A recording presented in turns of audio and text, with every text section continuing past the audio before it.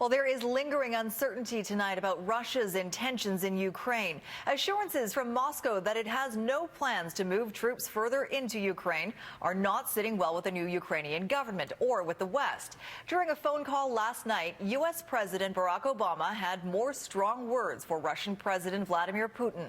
Remove your troops from Ukraine's eastern border. Robin Stickley is in Washington now with the latest on that. Robin.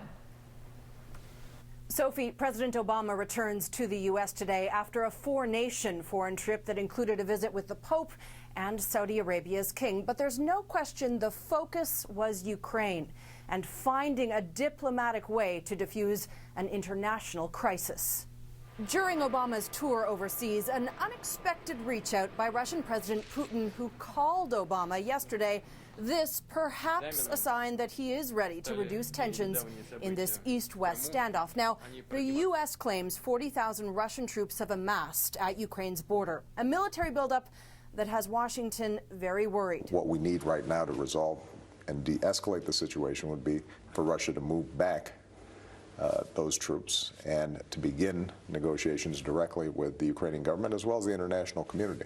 Just last week, we saw Canada, the U.S. and the EU punish Russia for the annexation of Crimea by imposing sanctions. But there are questions about whether or not European allies will be able to stomach those sanctions because inevitably this will hurt their economies too. The whole thing could backfire and push Russia closer to markets like China's.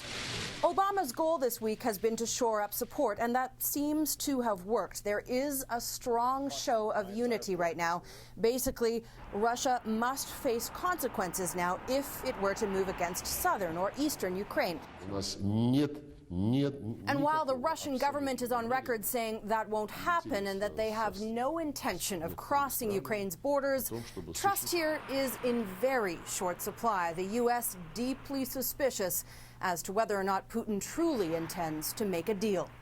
So working on that deal now falls into the hands of U.S. Secretary of State John Kerry. He's meeting with his Russian counterpart in Paris tomorrow. The U.S. is hoping during those meetings they'll get something in writing, something that might be a first step towards ending this volatile confrontation.